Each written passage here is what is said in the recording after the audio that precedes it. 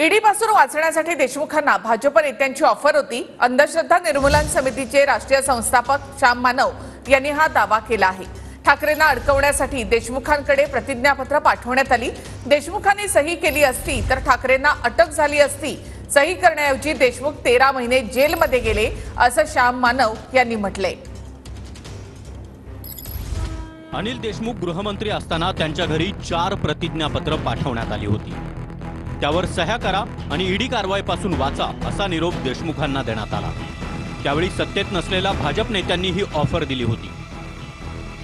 ठाकरेंनी 100 कोटी गोळा करण्याचे आदेश दिले असं पहिल्या प्रतिज्ञापत्रात लिहिलं होतं।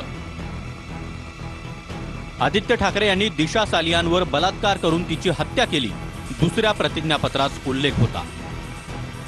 अनिल परबांचे गैरव्यवहार त्याबाबत तिसऱ्या प्रतिज्ञापत्रात लिहिलेलं होतं।